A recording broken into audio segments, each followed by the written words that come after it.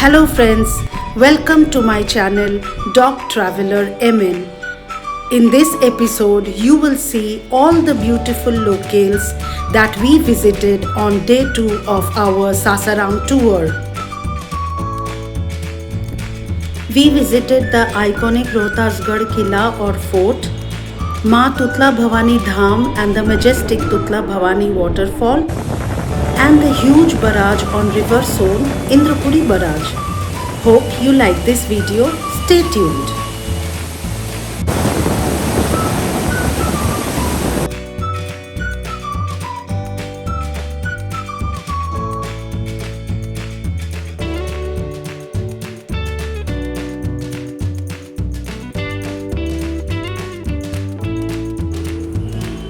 A very good morning to all of you. Today is 26th of August 2024. It's early morning, 5:50 a.m. and this is the view from my hotel balcony. Look at the beautiful view outside. We are at Hotel AKS International in Sasaram, which is 160 kilometers from Patna.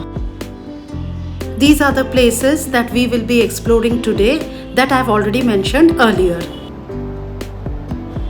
This is the hotel reception area and it's about 7 a.m. now and we are waiting at the lobby for our breakfast to be packed.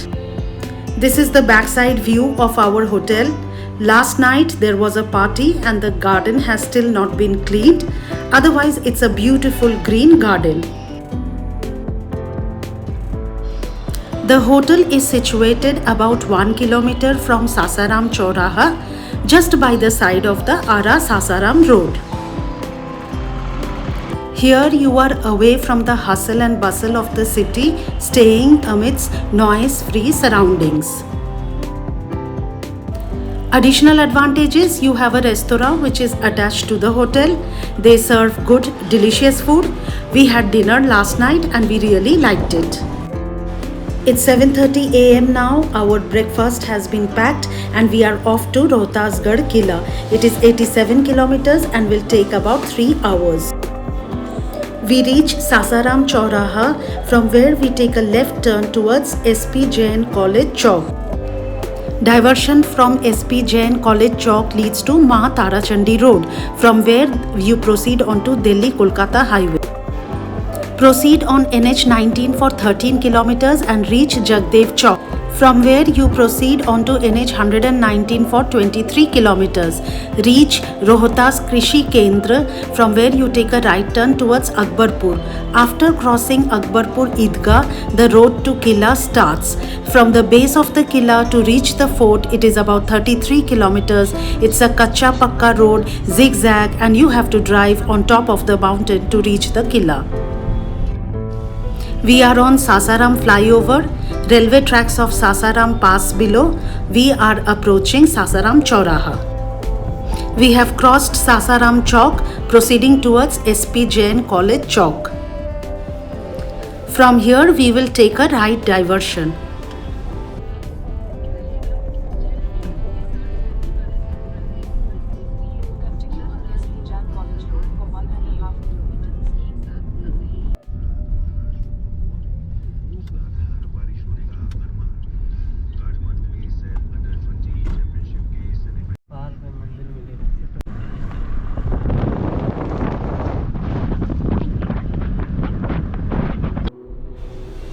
Now we take a left diversion towards Maa Tarachandi Road.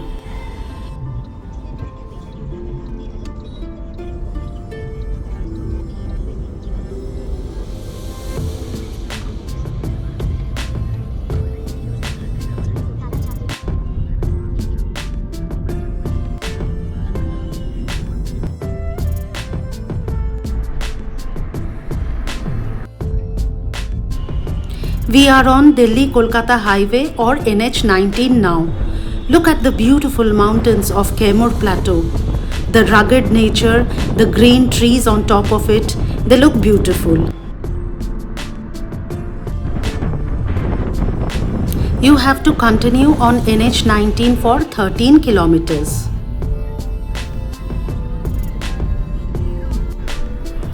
The lush green agricultural land with the backdrop of the mountains looks beautiful. The green and hilly Kaimur plateau is indeed mesmerizing.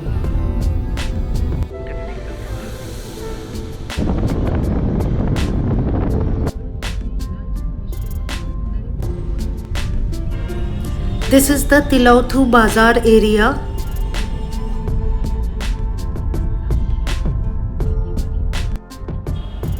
This is the Jagdev Chowk, from where we take a right turn to proceed on to NH 119.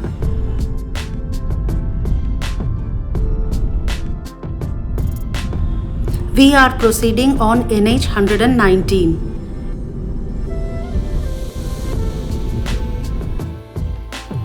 We have reached Akbarpur. This is the market area.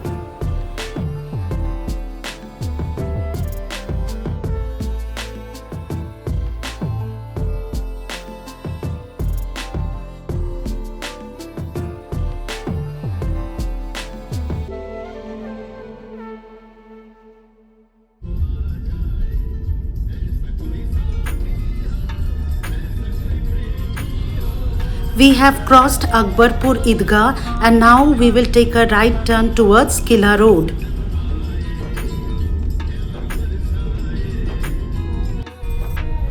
We have entered the road towards the Kila.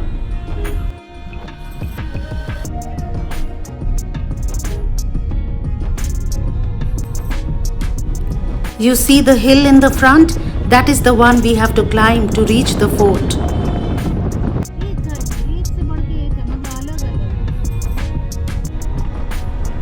It's a beautiful landscape, the hills, the greenery all around and the village roads. It looked beautiful. Villagers crowded on a jeep coming down from the hills to the town area in search of work. It's a kacha pakka road, as you can see, with small streams flowing by.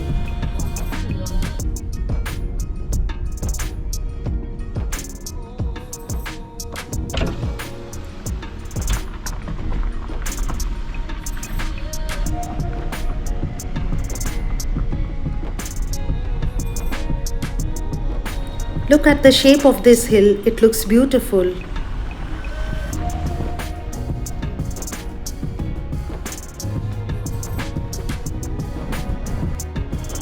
We are crossing Bir Budhu Bhagat Chowk and it's roughly 30 kilometers from here to the fort.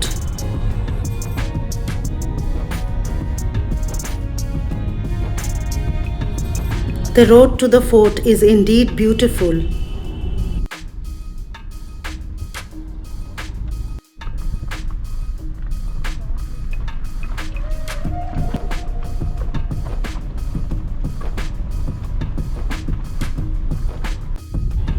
It's the month of August, rainy season. It's a kacha road, as you can see, so there's lot of mud.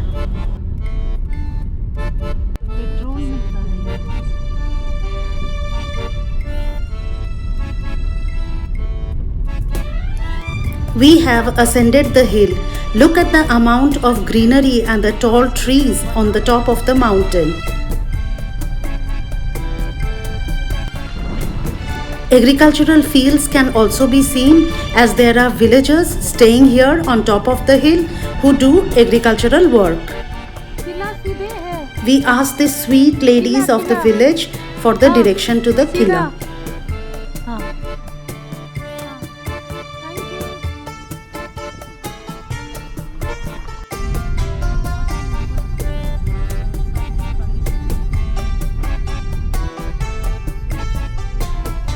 The building on the right hand side is the local police station.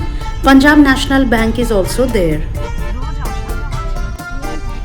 Some remnants of the fort could be seen here. The road turns to the left from here. Local village women seen sitting and doing chit chat. This is the beauty of village life. It's a laid back life. Large areas of paddy fields could be seen.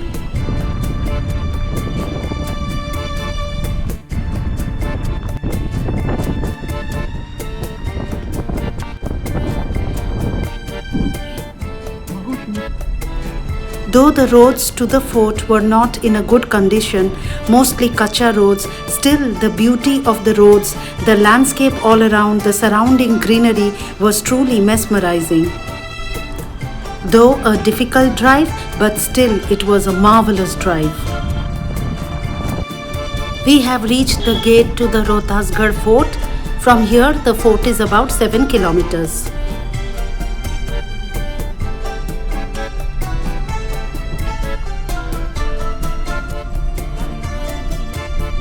This must have been another gate, but it lies in ruins now.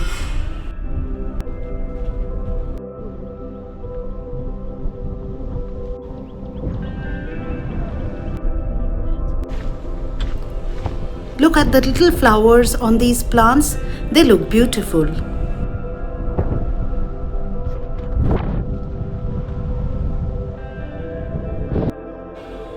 Finally, we have reached the Rohtasgarh Killa. It's about 11:30 a.m. now. This is the main entrance to the Killa. This is the surrounding area. As you can see, we've parked our vehicle in the distance. There's a restaurant just by the side. After you enter through the main gate, there is this huge ground area full of grass, greenery and tall trees. The first glimpse of the fort area is majestic. Even though the ground area was green and should have looked more beautiful, it was actually very dirty. This is the work of either the local villagers or the tourists who must have visited this place.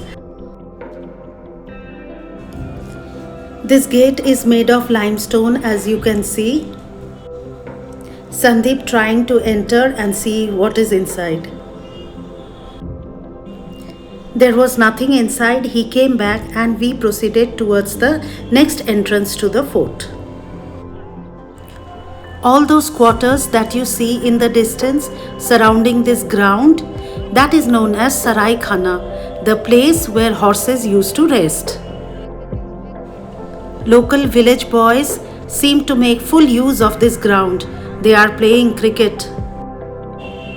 Cricket, as you know, is a popular sport in India, and every gully, village, town boys play cricket.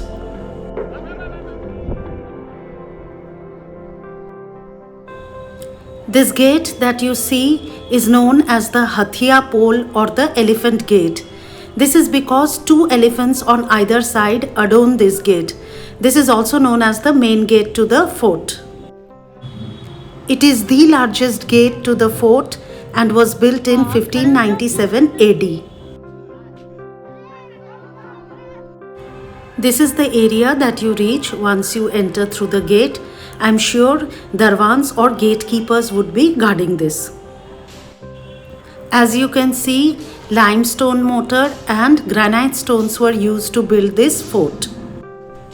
Look at the dirty inscriptions on the walls and pillars of this fort. This really pains me a lot. Do not dirty our beautiful architectural buildings like this. We are now proceeding towards the inside of the fort. This is the entrance. Just look at the height of the door. It's really short.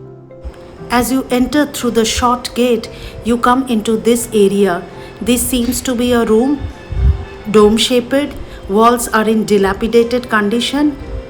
This might have been used as staff quarters.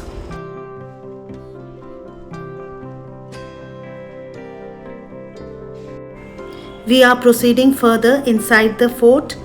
Each section of the fort seemed to have some garden area, which is now not maintained and full of bushes.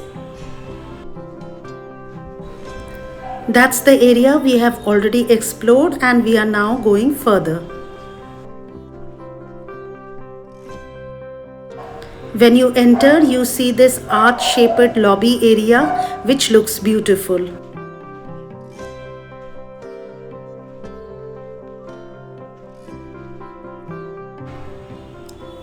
Every section of the fort had a garden area of its own, which I have already told earlier. These seem to be rooms in the ground floor that were used for staff. That is, these are staff quarters. This is again a dark area or space, severely underlit, and it could be part of the room.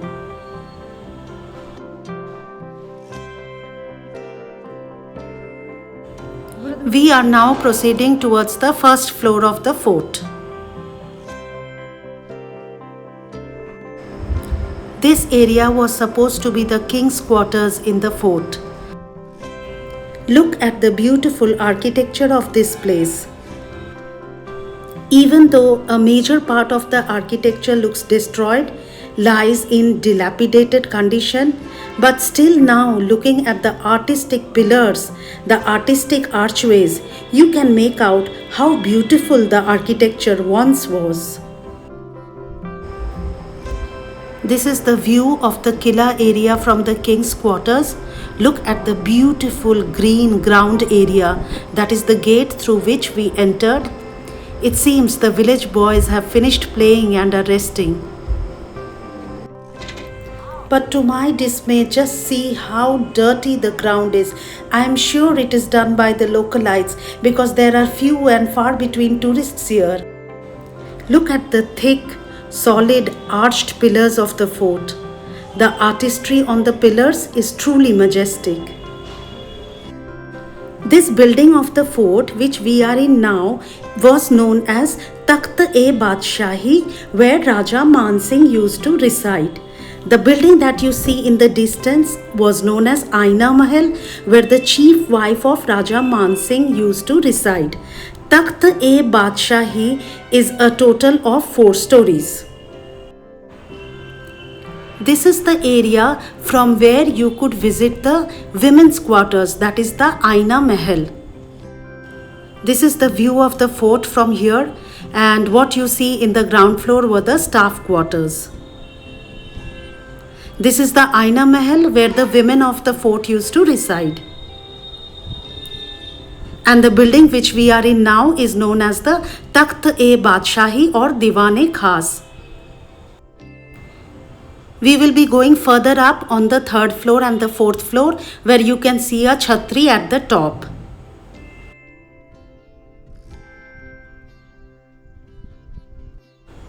The earliest history of Rohtas is obscure. According to the legends, the Rohtas hill was named after Rohitasva, who was the son of the legendary king Harishchandra. We are in Aina Mahal now and look at the beautiful architecture of the 4-storied Diwan-e-Khas of the fort. It is indeed fascinating. We are walking through the pathways of Aina Mahal. These stairs lead to underground pathways and rooms. During those days, if there would be attacks on a fort, mainly the women, the children and other staff would be made to escape through these underground alleys and pathways. Underground pathways are kept in all forts mainly for the safety of women and children. The oldest record of Rohtasgarh fort is a short inscription associated with King Shoshanko, which was found by John Fleet. This is the place where namaz was offered in the fort. This is the seal of Raja Shoshanko, which I was talking about. The Chandra and Tunga dynasties, which ruled over Bengal and Odisha, trace their origin to a place called Rohtasgarh, which could be modern Rohtas, but again there are no records available. This place was likely used for offering namaz.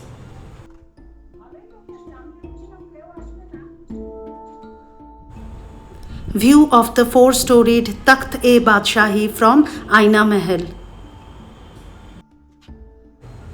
Every part of the fort had an overlooking garden area which must have looked beautiful in those days. That was the Aina Mahal or the women's quarters which we just visited, and now we have come back to the king's area or the Takht-e-Badshahi. These stairs lead to the 2nd floor of the king's quarters.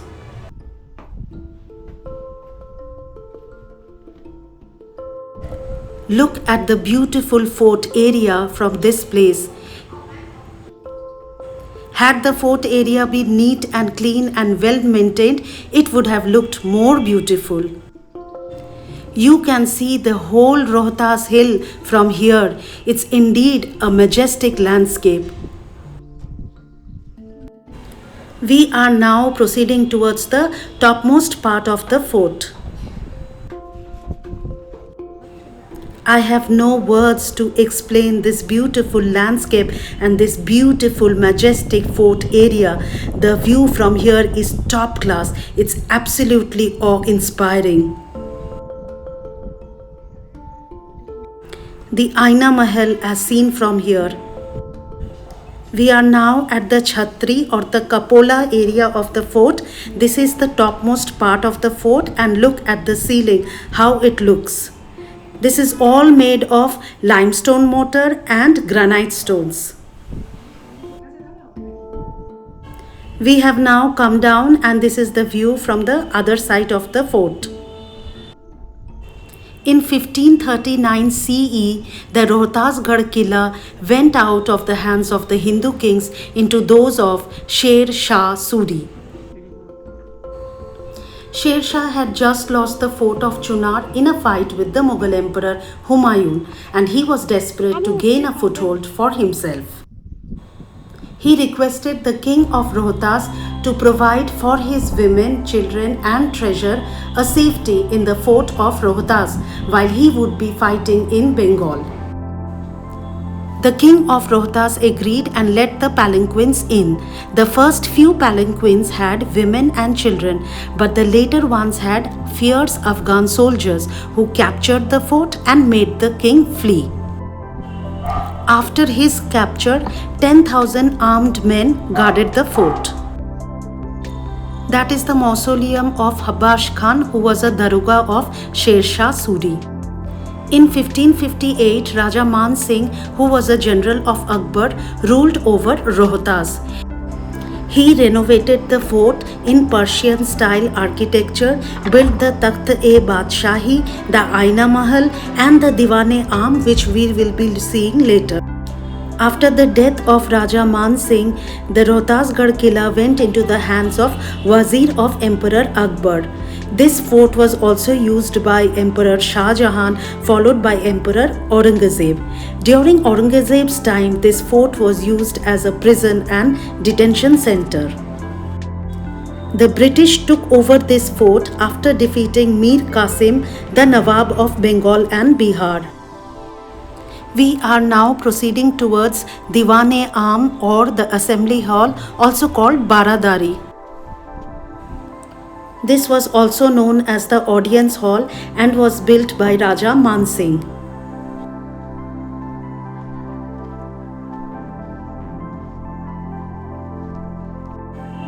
This part of the fort again has a huge garden area surrounding it.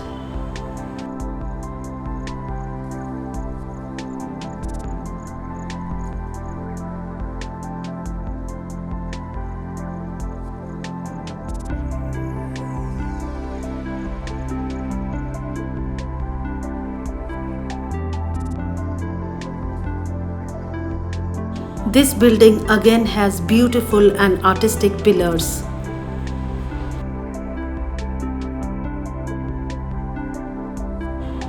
Look at the thick, solid artistic pillars, truly beautiful.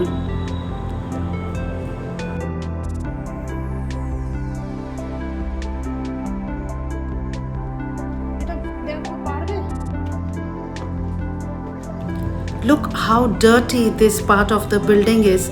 The staircases are absolutely filled with filth. I would request the government to take some care of this beautiful and iconic heritage building. This seems to be the Assembly Hall of the Diwan-e-Am. Look at the beautiful artwork on the ceiling and the beautiful archways. Truly majestic. Those gaps were for ventilation and for the light to seep in. The view of the Rohtas hill and the Killa area is truly majestic from here. Rohtasgarh Killa is one of the largest in India with a total area of 42 square kilometers. That seems to be a beehive in the ceiling. View of the main Killa from Diwane building. This building was supposed to be used for guests visiting the fort.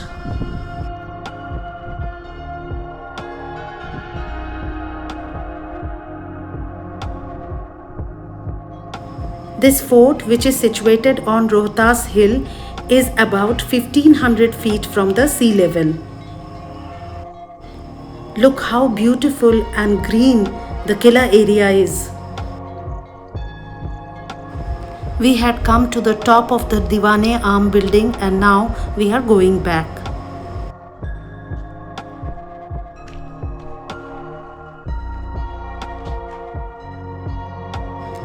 It was truly wonderful to visit Rohtasgarh Killa. The sheer massiveness of the fort area and the magnificent surroundings left us awestruck.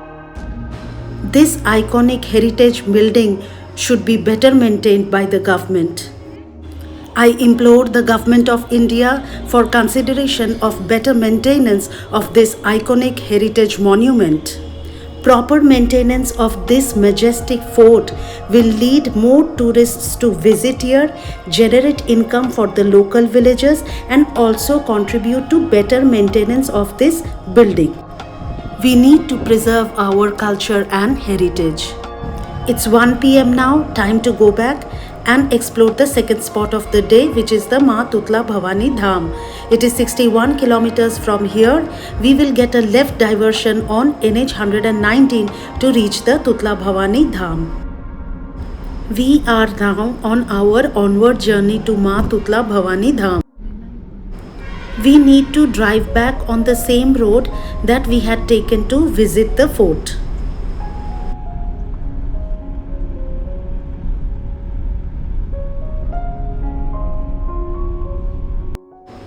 This was the first gate, also known as Lal Darwaza. Local villagers seen coming back after they have gathered wood from the forest. These villagers go to gather wood in the jungle early in the morning, and it was lunchtime now and time to come back.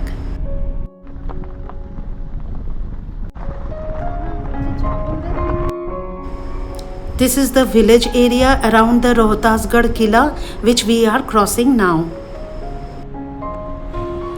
These villagers consider themselves to be the descendants of Rohtasgarh, the son of the legendary king Harishchandra. For generations after generations, they have stayed on this hilltop and do agricultural work. Look at the mud houses in these villages. They have been beautifully painted.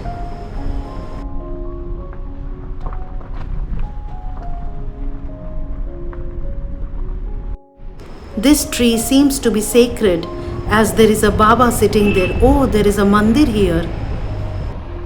Sanatanis worship all living things, be it animals or plants.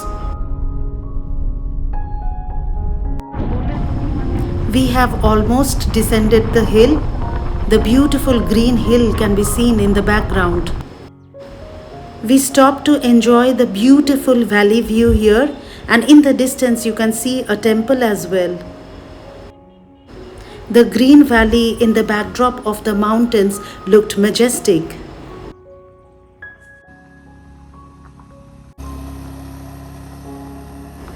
It was time to proceed further.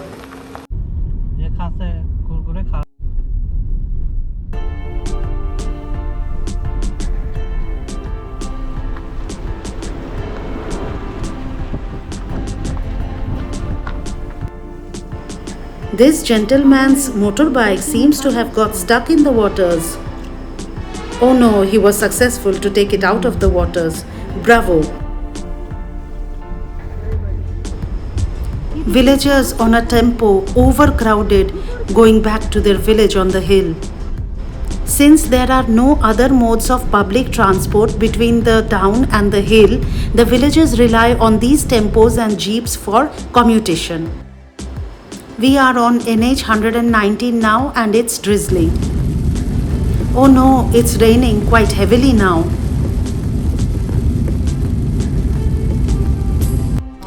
This is the left diversion that we need to take to reach Maa Tutla Bhawani Dham. Luckily for us, the rain has stopped. Look at the beautiful road, greenery on both sides of the road, the approaching mountains. It truly looks majestic.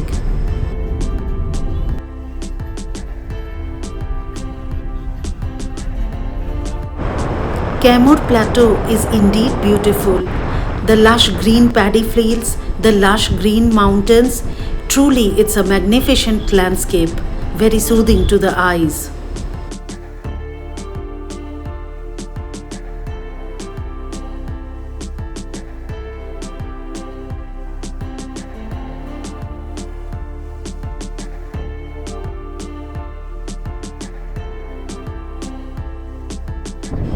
We asked the local villagers and they said we were on the right path towards the Dham. Can you see the waterfall in the distance? This is GoPro wide angle, you may not be able to see, but I am able to see it through the naked eyes. It's truly majestic. We have reached at the parking lot of the Dham. It took us 3 hours and it is almost 4 p.m. now. Temple closes at 5 p.m. The timings are 7 a.m. to 5 p.m. This is the entry gate to the Dham. Now the Dham is actually 1 kilometer from here. We wanted to save time and that's the reason we hired an auto to reach the Dham site. The auto charges 10 rupees per person, but we hired the entire auto. The 1 kilometer journey amidst green mountains was beautiful. We have reached Maa Tutla Bhawani Dham and the majestic Maa Tutla Bhawani Waterfall. On the right hand side is the ticket counter. The board says that we need to use the hanging bridge to reach the temple and the ticket price per person is 5 rupees. My mother purchasing tickets for 3 of us, me, my mom and Sandeep, our chauffeur.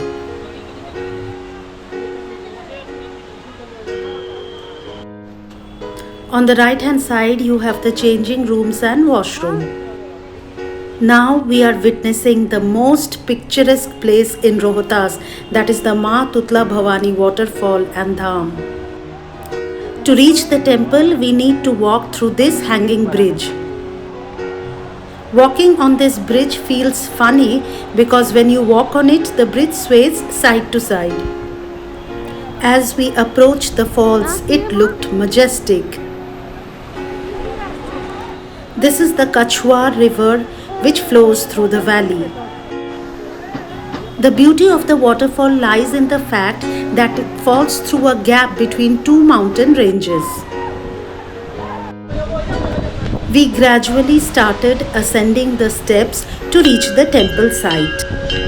Look at the enormous waterfall from here.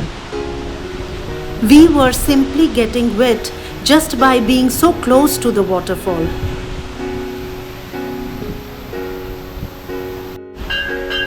Even the steps to the temple were all wet. Look how majestic the waterfall is.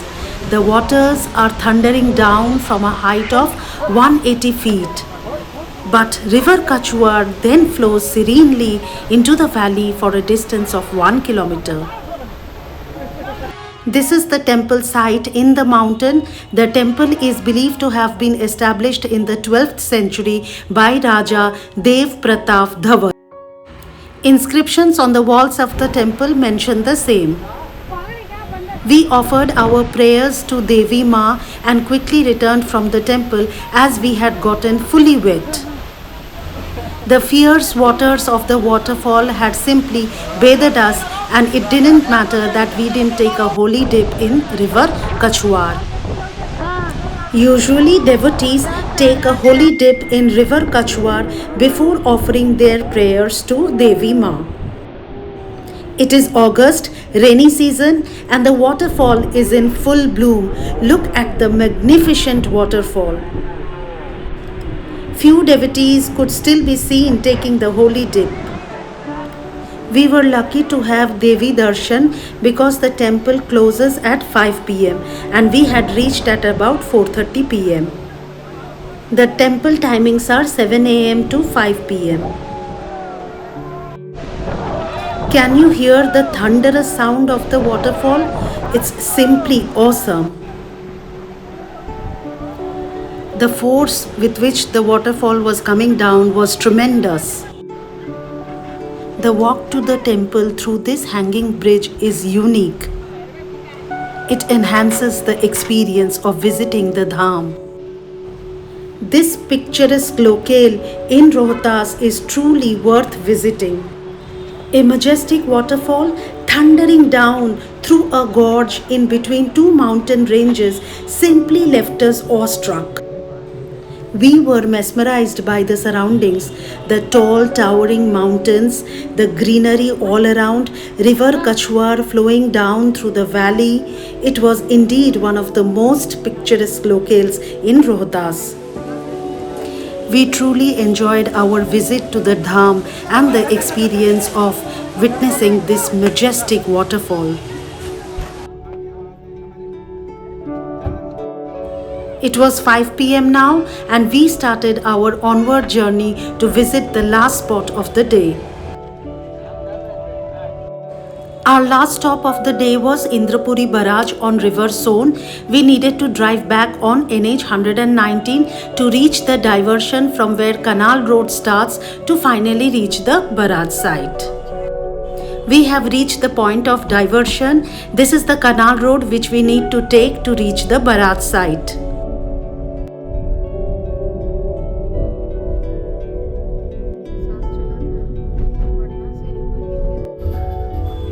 We have reached Indrapuri Barrage Dam and it is close to 5:30 pm now.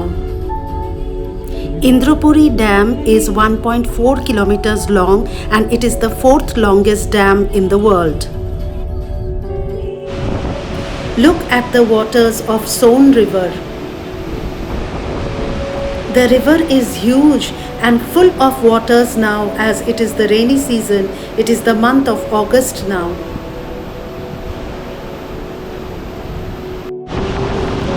Son River originates from Amarkantak Hill in Chhattisgarh and merges with the river Ganges near Patna. Son Nadi is the second largest southern tributary of river Ganga after river Yamuna.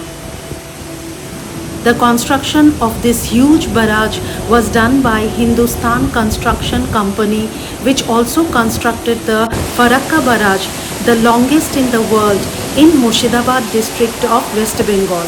Farakka Barrage is on river Ganga. Can you hear the thundering sound of river Son? It's marvelous.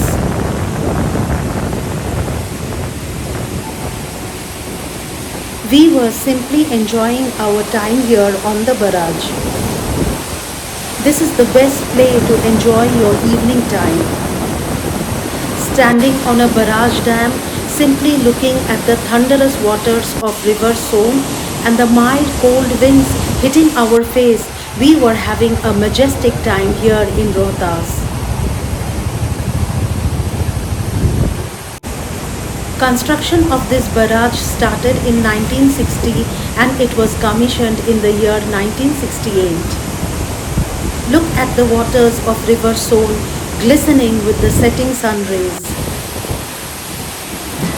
Dam waters were being released due to rainy season.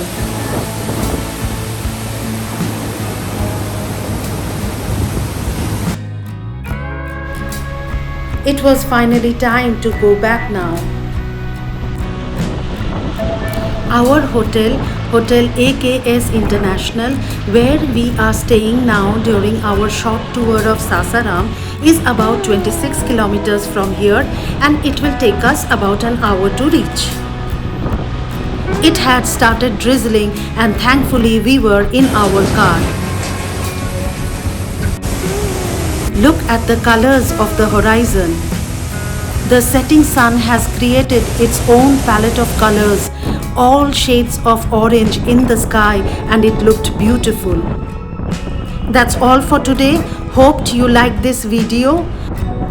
Do comment and let us know. So goodbye and take care.